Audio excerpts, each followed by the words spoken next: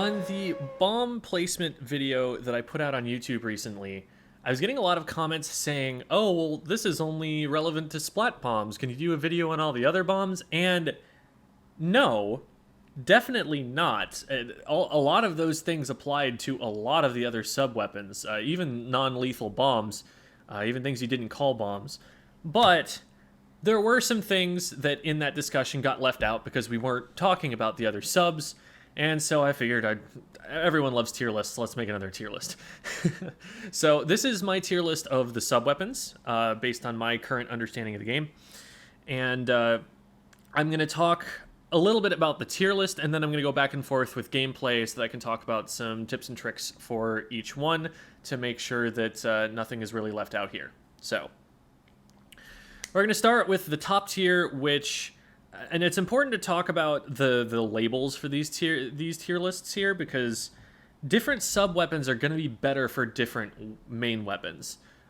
Depending on what the weapon wants to do and what it needs, the tools given by some of these sub-weapons will be better for some weapons than others.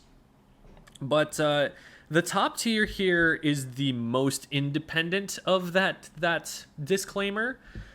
These are sub-weapons which, most of the time, if you give one of these to any weapon in the game, they're not complaining too much about it. There might be another option that's a little better, but they can't be too upset about this. Like, my splatter shot would probably prefer a splat bomb to a suction bomb, but it can still use the suction bomb. It's not making that any less of a top tier weapon than it currently is. Splat bomb might be slightly better, doesn't make a huge difference. These three do very different things. It's kind of comparing them apples to oranges if you're trying to say, well, which of them is better. So they're not really ordered so much as they're the best subs for the different tools that you could want them for. So the suction bomb is the most supportive of the sub weapons here, because with its very slow fuse time, it's unlikely to splat somebody who sees it coming. But what it does do is it applies more pressure than most other bombs. So one of the things about the suction bomb that makes it unique is that it has a larger explosion radius than the other lethal bombs do. So here's a splat bomb, and you can see that the suction bomb is a bit wider. And that has a pretty big impact on its ability to splat. So even though it has the longer fuse time, you also have to factor in that it takes longer for someone who's in this lethal radius to leave this lethal radius. And so it's still going to displace someone for a pretty good amount of time, even though it's going to give them a little more warning and is a little bit less likely to actually get random splats. But it does still get random splats from time to time. You just have to position it a little bit more defensively. So we talked in the earlier video about, okay, somebody from here is coming at you, you throw a bomb here and then you shoot here. That still works. What is a little bit less likely to work is if you're trying to stop them from moving forward and you throw it here. That they can actually swim through in time. So if you're trying to place this defensively, maybe you need to put it like right here and then back up. Because then you're at pretty much your max range by the time it does actually explode. So you need to play a little bit more proactively with it if you're trying to use it in engagements. But it's great for just chucking out there to take up space. If I throw one right here, it's very difficult for someone to approach through this gap. So it takes up more space than a splat bomb will. There are fewer holes. And it also has some tricks due to being stuck to things. So for example, if I throw this on this wall here, you can see that it actually wraps around a little bit. This explosion radius right here, like, this isn't just paint on the ground. It actually does hit people around corners. That is something that you've got to worry about with this. It's also really good for sticking to the tower if you want it in a very particular place. That's not to say that you can't throw a splat bomb up on the tower, but you have to be kind of careful with the way that you place it so it lands where you want. Whereas with the suction bomb, You can just be like, well, I want it to stick to the pole. There's the pole. It's there. And I'm not going to bounce it off by mistake by, you know, throwing it too hard and having it bounce and land someplace else. It's not going to go off at an angle like that if I hit it from here. It's just going to stick right to that spot. So those are some advantages of the Suction Bomb. Splat Bomb we've talked about quite a bit, but the fast fuse time is a huge, huge, huge advantage of it. The ability to roll it gives it a lot of versatility. It's usable in close-range fights about as well as any other bomb in the game. So this is the one that you want if you've got an aggressive weapon that wants to be able to use that zone control to splat people. That's how the Tenatech Splatter Shot used it, for example. That's how a Battle Junior will use it. It'll go in and do this sort of thing. So, it's great for the more aggressive side of things. And then Burst Bomb is one of the most unique bombs in the game. Because of the fact that it explodes on impact instead of having a fuse time, it's a lot more... It doesn't have the same mechanics as the other bombs do. So, with this bomb... You're not going to control space by just throwing it at the ground and leaving it there and having it control space while you're moving. It doesn't do that for you. It doesn't have that utility. So this is a much, much weaker bomb in a place like Rainmaker, where you're not going to be able to just set it in front of the Rainmaker and say, Rainmaker, you cannot move in there. Because the Rainmaker is just going to be like, oh, well, that's annoying. They painted it. And then it's going to keep moving. But what this is really good for is basically, I kind of look at it as a sort of band-aid out of all of the sub-weapons. If your main weapon has any weakness, the Burst Bomb probably covers that weakness pretty well. So if, for example, you have pretty short range, Burst Bomb helps you with that. If you don't do a lot of damage, like let's say you're a Rapid Blaster or something, and you take a shot and they're definitely not dead yet, and it takes a really long time to get the second shot out, something like a Burst Bomb can combo with it. This is something that the Carbon Deco from Splatoon 2 took huge advantage of. It was especially powerful there because having a two-shot kill that's really fast was actually really valuable because it got you through ink armor quicker. But even in this game, you know, if someone's squid rolling, you just burst bomb into a carbon roller swing, and that player is down really, really quickly. And I think as soon as the carbon roller would get burst bomb, it would probably just kind of outclass the splat roller, with the exception of its special, because the splat roller does at least get big bubbler, which is useful in a lot of cases. I don't know. Maybe it still has a niche there, but it's immediately like the better main weapon sub weapon combo as soon as it gets that, even though right now I think the splat roller is significantly better, just because it increases the kill time so much. Another thing that's really valuable about this is its ability to let slower weapons move around. So this isn't the greatest example, but let's say you were to let's imagine we have an Explosher right now. So really slow, chunky weapon.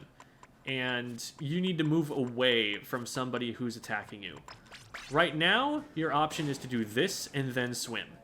And you can see how much end lag there is. I'm holding the ZL button down the whole time I'm doing this, and it is only after it's done that I am going to be able to swim through this. But let's imagine instead that we have a burst bomb.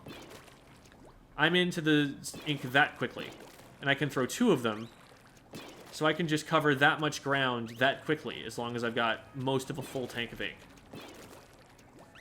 That is much faster movement, much more quickly than the Explo normally has. It can, you know, paint a pretty good line for itself, but it's going to drop down into the ink and start using that line very slowly because of how long it takes to stop firing the weapon. That amount of time that you're just standing still after you've fired the shot and before you've dropped into the ink is enough time for somebody to just splat you with a splatter shot or a 52 gal. Whereas if you are able to drop in with a burst bomb, that's a different story. So any kind of slow weapon like this or the Hydra or the Dynamo getting a burst bomb is a massive buff to those weapons. And it's such a huge buff to them that I don't feel like I can put the Burst Bomb any lower down than top tier because of it. So while that utility of having lethal damage, lethal zone control out in front of you that is delayed and lets you play around it and play off it, while that utility isn't there, and that is some of the most powerful utility in the entire game, being able to account for the other weapons' weaknesses this much means that, like, I would say most weapons would be better for having one of these 3 subs than for having whatever it is that they do have. And I'm speaking any individual one of them. Like, even though it's not going to give it that utility, give the Explo a suction bomb, that's still probably going to do more for it than the point sensor currently is. It's a good user of point sensor, arguably the best user of point sensor. I still think it's probably improved by having a lethal bomb. It just gives it too much utility on defense, in tower control, in Rainmaker, in Clam Blitz, for stopping people from moving forward when you don't want them to. And having that ability is so powerful in those ranked modes that, you know, its ability to control the objective, I put those still above whatever else it currently has. The next tier down is, these are weapons that, there are some weapons that actually want these more than the options in top tier, but then for other weapons, these are really not anywhere near as good. So the top tier, most weapons are actually improved by having them. This tier, some weapons are improved by having them, even more so than the top tiers, but there aren't as many of them, and there are some that are significantly weaker because of it. So let's talk about Torpedo. Torpedo, when it launched, was kind of busted. It was a weapon that took the Kensa Undercover Umbrella and made it a meta choice for a while. The nice thing about Torpedo is that it gives you both the ability to poke and the ability to paint. This weapon paints significantly more than even a suction bomb. As long as it detonates, it's going to paint more than a Fizzy Bomb, I believe. It's close between the two of them. But it also is a significant source of annoyance. It's a nuisance. Even though you can cancel it and prevent it from painting at all, the fact that you had to aim up at the sky or aim behind you, because you should always be throwing these things at angles that are awkward for your opponents to deal with, the fact that you had to turn and do that in the first place is such a pain in the butt. Another thing that is a huge advantage of the Torpedoes that gives them a ton of versatility over the alternatives, I should probably just sort by sub at this point, you'd think, huh?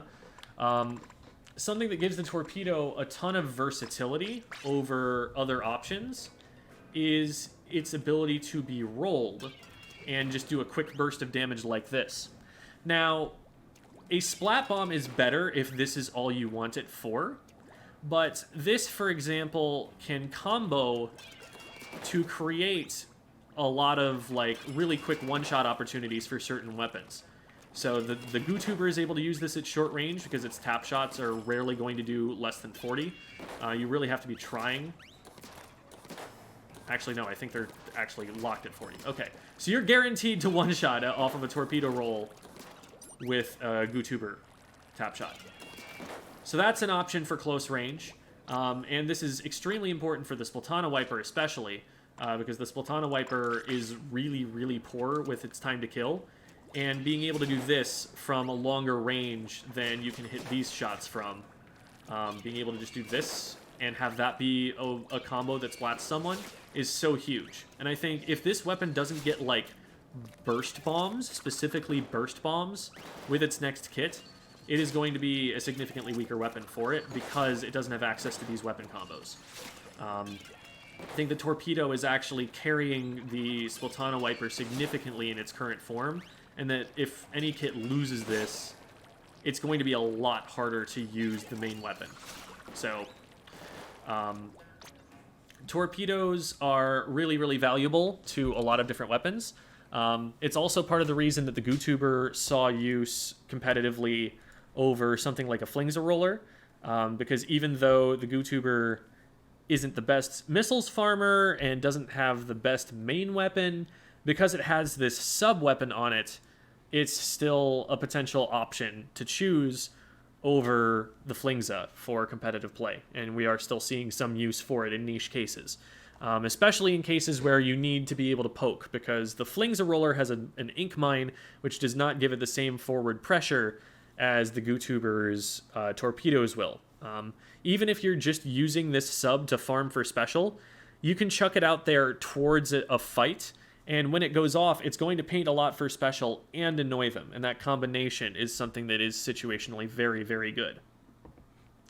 Fizzy Bomb is one of the most annoying subs in the game right now, specifically because it's on the sloshing machine.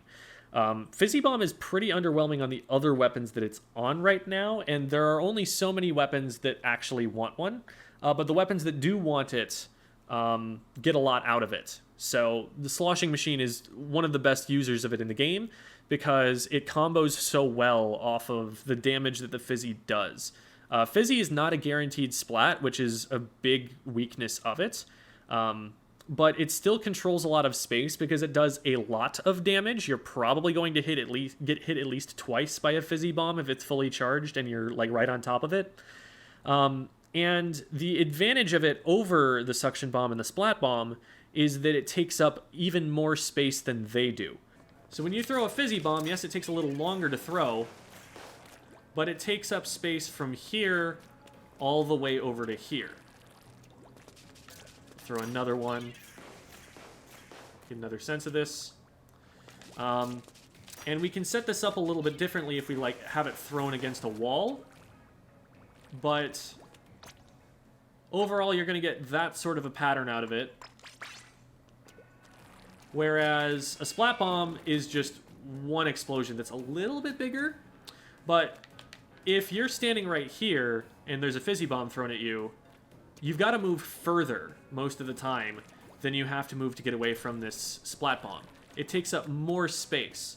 And so as long as you're not being contested directly with the Fizzy Bomb, you're going to be able to just kind of keep your space and take up more space away from you with this bomb than you can take with the other bombs.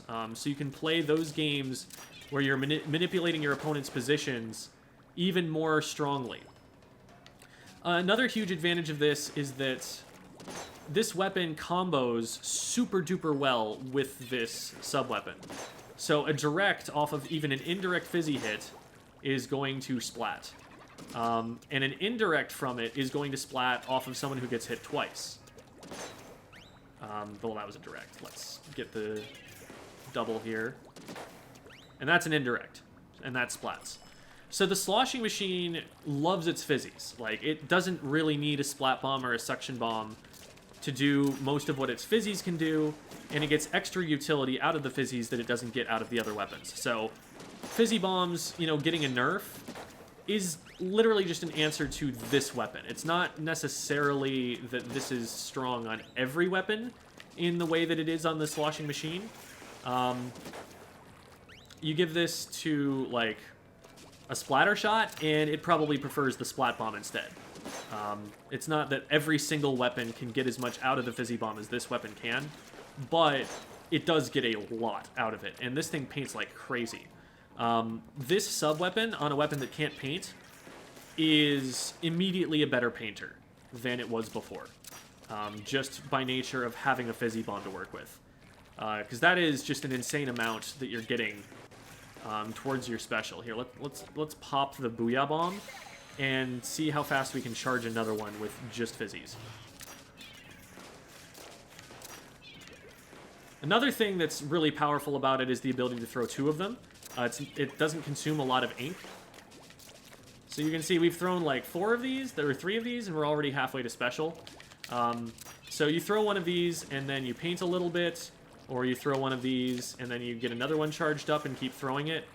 And you can see how very quickly, while maintaining really strong zone control, you're not just focusing on painting, you are focusing on keeping opponents back with these things. You'll still be getting charge pretty quickly. Throwing these out to control space is doing double duty for you. So that's Fizzy Bomb. Splash Wall. Splash Wall is a very specific kind of utility. One huge weakness of the Splash Wall is that you do not get a lethal bomb. You do not get that kind of zone control that you get from a Fizzy Bomb or a Splat Bomb or a Suction Bomb.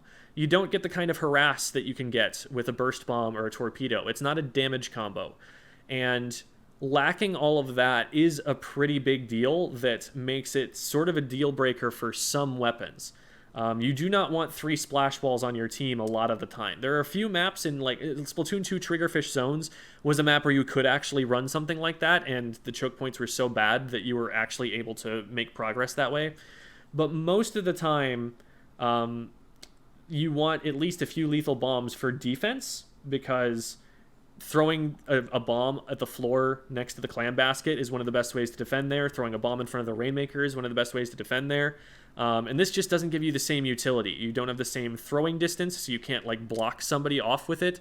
If you're using this, it's for your own defense, and that's about it. So it's a very selfish sub-weapon. It's one that doesn't control as much space. But on a weapon like the 52 Gal, this thing is just so obnoxious, because you cannot displace the 52 Gal while it's in its splash wall. It kind of gives it like a mini tent shield that it can use to get in range.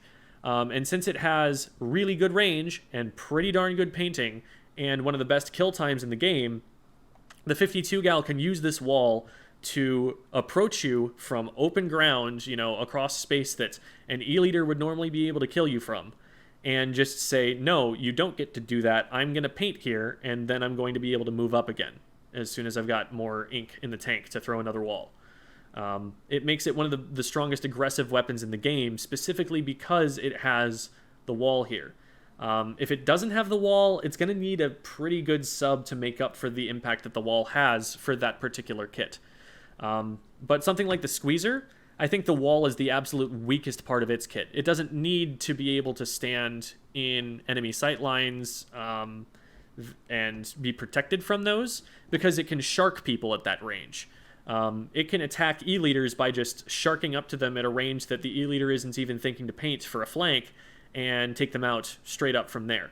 So it's not as worried about being attacked from the front as something like a 52 is, and it really would like a bomb. Put a lethal bomb on the Squeezer, I think it's an instant top tier. But I think that the wall is partially holding that weapon back. So, like it says, top tier for some weapons, like 52 Gal loves having this thing, but for others, it's definitely pretty outclassed. So that's why it lands in this tier. A tier below that, we have the very useful, but definitely less useful auto bomb. And I think this is a lot more universal for various weapons. I think the Hydra gets about as much out of this as the Tetras do, even though they're trying to do very different things. The big advantage of the chicken is not so much the lethal pressure that it has, because this can apply lethal pressure. It's just not nearly as good at applying that pressure as a suction bomb or a splat bomb, and it doesn't control anywhere near as much space as something like a fizzy bomb. It's something that there's counterplay to, is the big problem with the chicken, with the auto bomb. The chicken, you can move close enough to it that it will trigger, and then move away from it. And you get to choose, basically, where that auto bomb detonates within a certain range around it. So you can put that auto bomb in the place where it's the least threatening. Most often what you want to do with the auto bomb is just trigger it right away, so that it's not exerting pressure by moving towards you for any longer than it has to be. You're taking it out of the match as quickly as you possibly can, and as harmlessly as you can, before anyone's able to follow up on it. So aggressively, it's a huge step down from those other bombs. But one really powerful tool that it does give you to make up for that somewhat is the information that it gives you. The auto bomb will home in on an opponent even if you can't personally see them right now. It will, you throw this into a patch of enemy ink, it'll reveal sharks, and you'll be able to immediately start projecting, oh wait, they're right there, that means they're in this corner, okay, I've got to stay away from that corner. Or it starts moving towards someone in a patch of ink that you didn't think there was someone in, you immediately know to start backing up because you're getting sharked.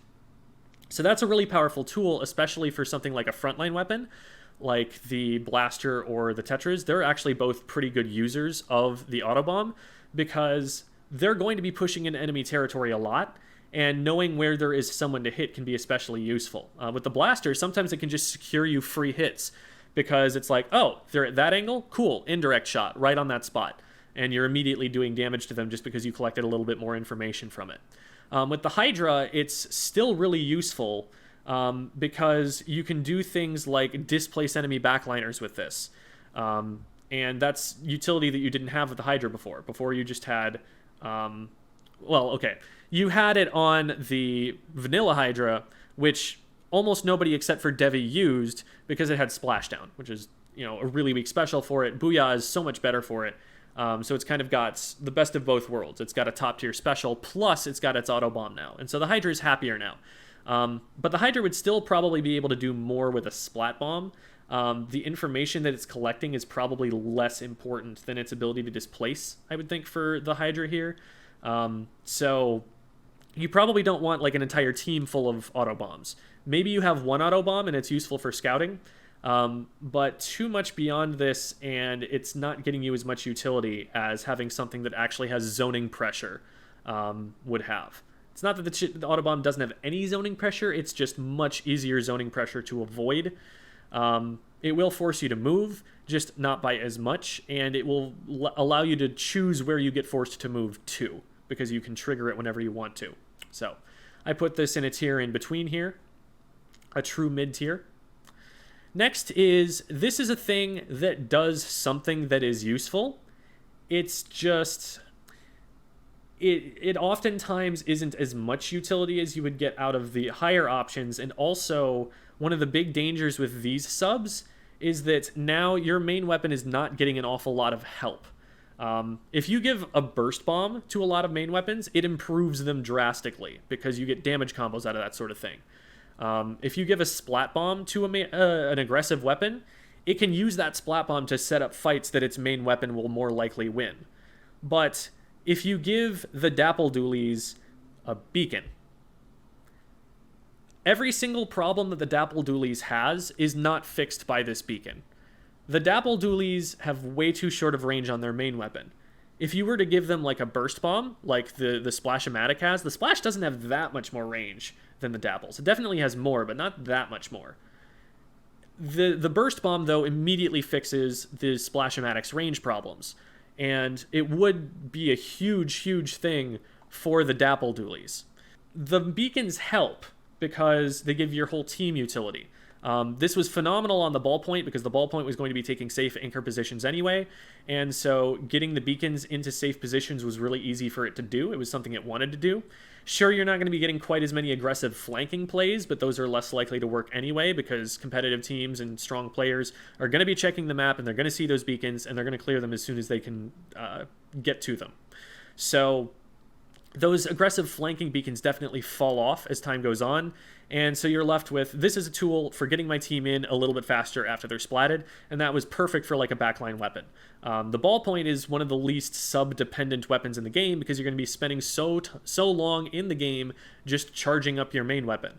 You're going to use fewer Fizzy Bombs on that weapon than you are going to on like any other weapon in the game, because again, you're just holding down the ZR button for most of the time. You're not going to have a lot of time to even throw one of those. So having beacons was great because if you're not firing your main weapon, that probably means you're safe, and that's a perfect time to be putting a beacon down, and that was really good synergy with it. But there aren't that many weapons that have that kind of synergy with it, and it's not really on any of them at this moment in time. So beacons are pretty situational. It's something that you can have utility for sure, and you can build team comps around it, and you can make it work. But you need to put it on a weapon that's going to want to use it, and Dapples is just kind of not one of those right now. Dapples really gets nerfed pretty hard, I think, by not having an aggressive poking option. Ink Mines.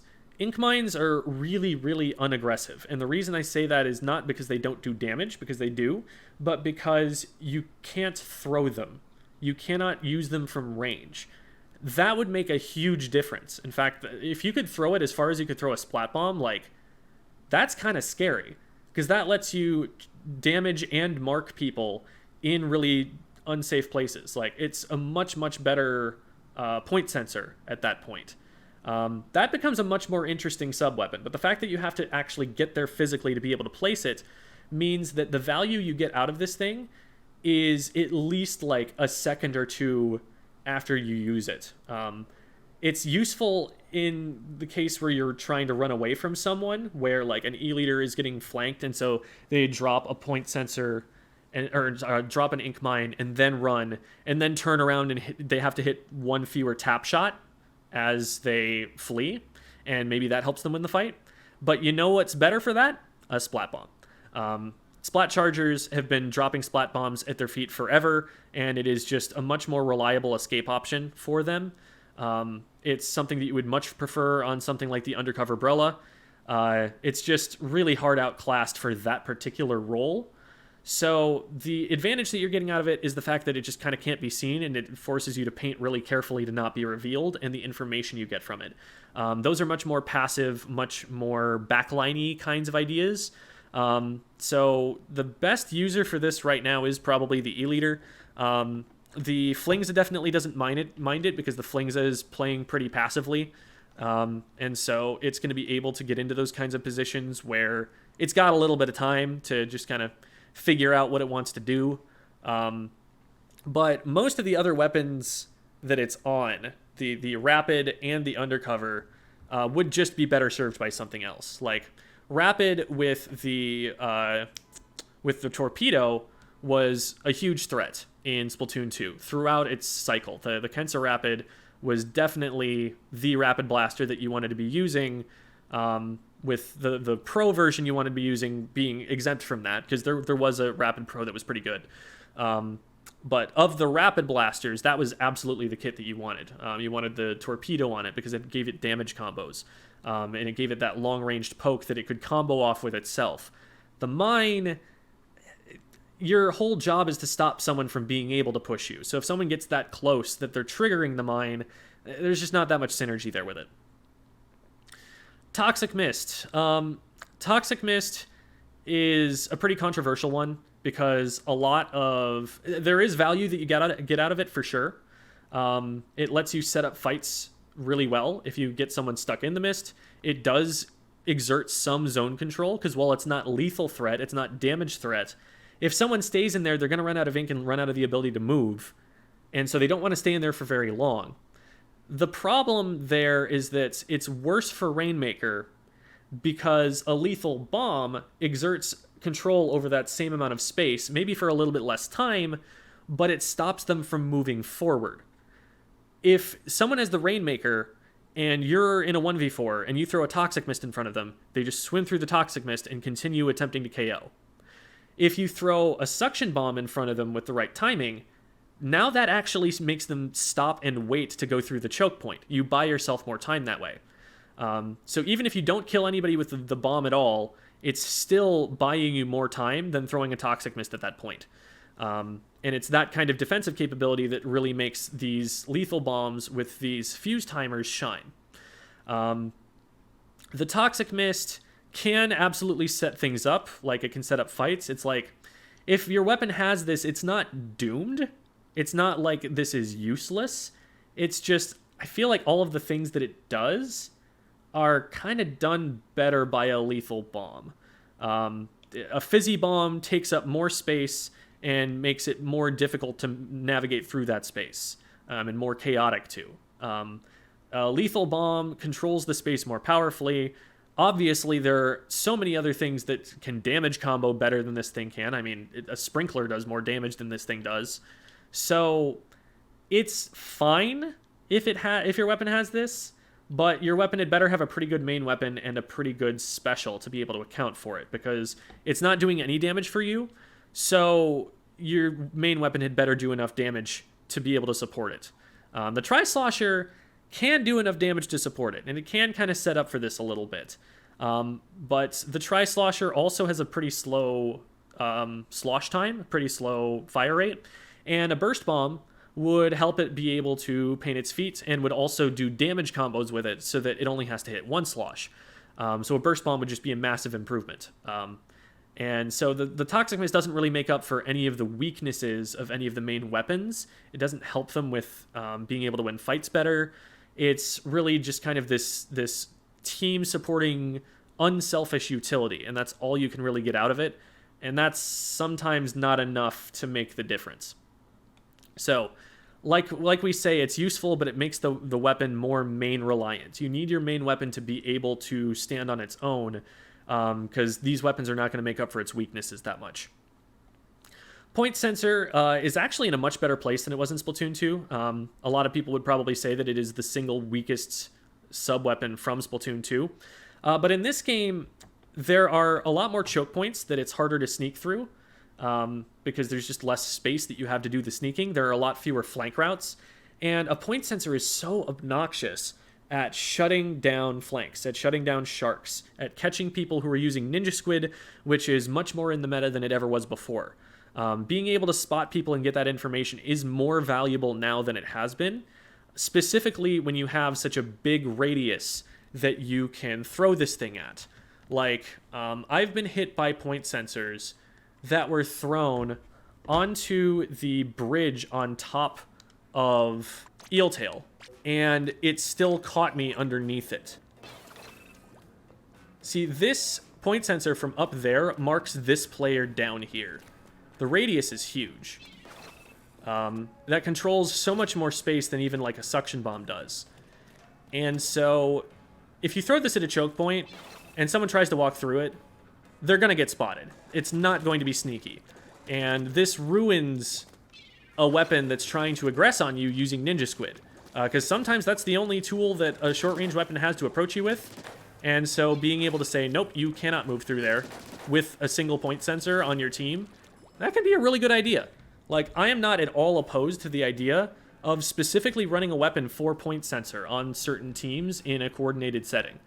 The problem is that it is not helping you win a fight against that player at all. It's not slowing them, it's not draining their ink, it's making them visible, and that's all. So if they get on top of you, if they don't care that you see them, you'd better be able to splat them with something else. One of the reasons the Explosher is one of the best users of this thing right now is that it doesn't need to be super close to people, and if it's getting rushed down, it's already messed up anyway. And the point sensor allows it to see up over ledges so that it can slosh over the top of those ledges and hit people that it would normally just be guessing about their position. It can kind of make a read about where they're about to move based on where they currently are and hit them a lot more accurately over the top of it. So it definitely has some value. Just again, you really need a strong main weapon to make any of these subs work. Sprinkler.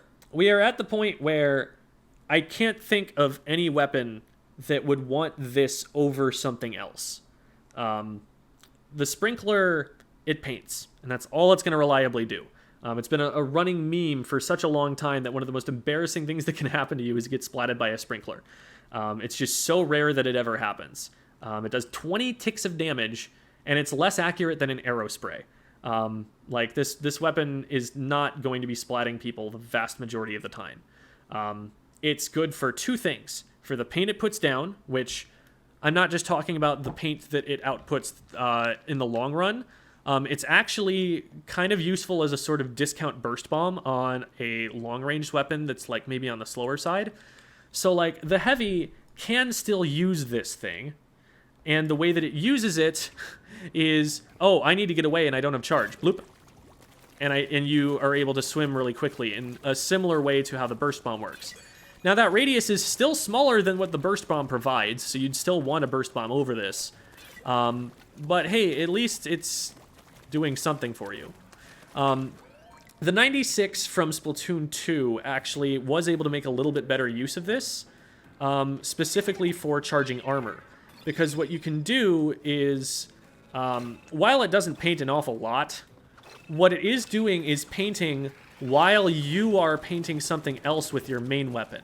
And the combination of those two things is actually pretty potent for getting special charge. So you put that over there, and you paint a little bit over here, and that's going to get you half of your meter pretty quickly. So that's what it's for. It's basically just for painting. You're not going to be able to use it very much in combat. The most that you can hope to do with it in combat that you saw a little bit of like light Tetra Dualies users doing in Splatoon 2 is maybe use it for a little bit of like discount cover. Like if I sit behind this sprinkler, it's going to tank a few shots before they're able to hit me. And so maybe as the heavy, like if someone gets on top of me, I can drop this and get enough charge to splat them while they're hitting my sprinkler. And that's about the most you can hope for in combat. It does not control its zone very well at all. It is destructible, so it often goes down before it's even painted all that much if you're throwing it into combat. It is making your weapon very main reliant, even more so, I would say, than the other weapons, the other sub-weapons do. It's painting for you a little bit more than any of these other ones will, and so at least that's something, but it's not going to impact the enemy team very much. And the ability of all of these other sub-weapons to do that, I think, puts them well above it. Finally, we have the sub-weapons that just make me facepalm if a weapon that I like gets them, because it's just not enough value that you're getting out of these even in the best case situation. I think the better of the two by far is the Curling Bomb. Curling Bomb at least allows a weapon to move quickly with it. Now, to be clear, that's still not enough. That is something that this sub can do that other weapons can't, at least not as well. The Fizzy Bomb can actually come pretty close to the amount of movement you get from this. But it's still not good enough, because being able to just move into enemy ink on a very visible line that people are going to paint and are going to check, it's a mind game at best. It's not something you can reliably count on.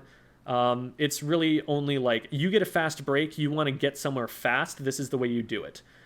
So maybe you run this on like a Rainmaker comp where you pop a Tacticooler, you pop the Rainmaker shield, you put a Curling Bomb out, and you swim in it, and you get that Rainmaker going as fast as you possibly can. Maybe that's the use case for it, but like, that's so niche, that's so specific, that's so situational.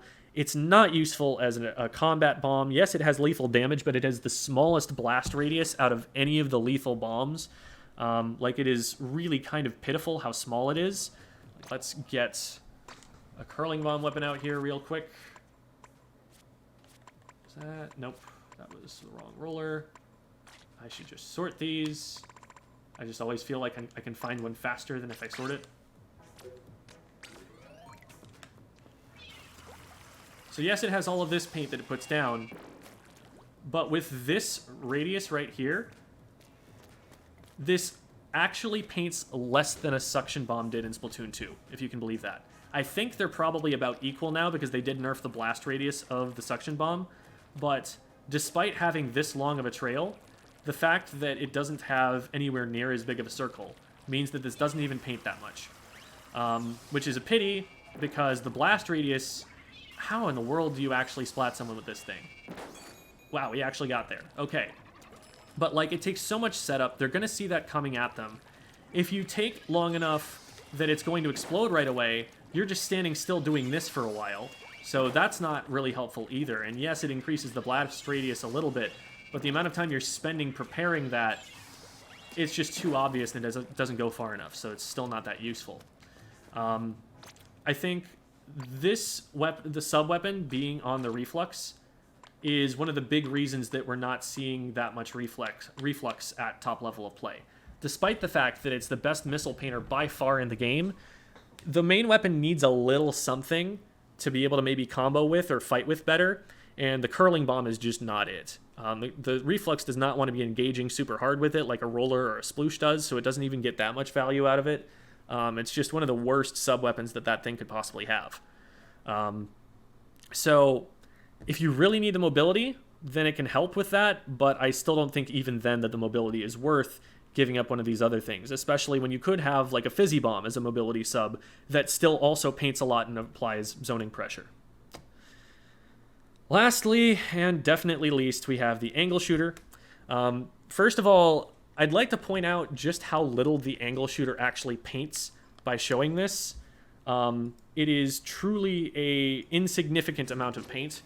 It might as well be a Toxic Mist for how little this is. Like, we tried doing a Angle Shooter only match on Silly Comp Sundays the other day, and moving around like this is just absurd. It's just so not useful. So that's a huge downside, And in order to make up for that downside, for painting that little, it needs to provide outsized value. Well, 30 damage is less than like most subs do. If it does damage, unless it's a sprinkler, it's doing more damage than this. And that's for hitting a very accurately aimed shot, often at very long range. Hitting someone with this should be worth more than 30 damage. It's just too hard to make that happen. I would rather just shoot someone with the main weapon the vast majority of the time, and if I'm too far away from someone, I'm seriously considering not using that much of my ink tank on throwing this thing, because it's just going to give me so little value. And yes, it has the tripwire effect, but if you're trying to reveal someone, consider that if you run a point sensor, hello, point sensor please, thank you, you cover this radius, and it doesn't stop as soon as it hits one player, and it stays out there for a pretty good amount of time. It can go down through walls.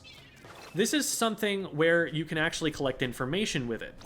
Because with the angle shooter, if you're throwing an angle shooter and getting information of it, chances are you already knew someone was there. Like, this isn't going to check an angle that effectively for you. Whereas if you just nail someone, like, or a choke point with a point sensor, they cannot possibly go through that without being spotted. It's just way too big of a radius. So the point sensor, I think, straight up outclasses it for information collecting. And everything else outclasses it for damage, except for, like, sprinklers and things that don't actually do any damage at all. So it's not a great harassment tool. There are better tools for collecting information. It's just striking out on every count. It is outclassed by just about everything. I don't think there is a single weapon in the game that prefers angle shooter over any other individual sub-weapon in the game. I think everything else can get more value out of anything else besides the angle shooter. I think it is solidly in a bottom tier below everything else. The information collecting is somewhat useful, so I'm putting it down in the same level with the curling bomb, because the curling bomb also does something that's somewhat useful, but not useful enough. But this sub being on your main weapon is a nerf to your main weapon, whatever it is that you end up putting it on. And so I think it's definitely the worst in the game at the moment, and could definitely use a pretty substantial buff. Like, if you were to make it so that the tripwire does damage, I still don't think it's better. I think in order for this to be better, it needs to have the tripwire do damage, do 45 on hit, and then also, like, this is an idea that Reborn put past me, and I'm so tickled by it that I want to share it. His idea is quintuple its range. Give it just, like, global range so that it can hit across everywhere, and make it so that if you use it in a corridor, it goes bounce, bounce, bounce, bounce, bounce, bounce, bounce, bounce, bounce, bounce, bounce off all of the walls. Like, maybe then someone finds a use for it. Even then, I would like the tripwire to do damage. Like, that's how much of a buff that I want for this thing before I'm even considering, like, maybe that might be useful. So that's where that's at the moment, I think. Thank you, everybody, for watching. Subscribe for more content like this, for more analysis. Looking forward to the new kits, and really hoping that we get some buffs to the subs that we don't like looking at here too much, and that we get some of these better sub-weapons for the mains that are currently struggling right now.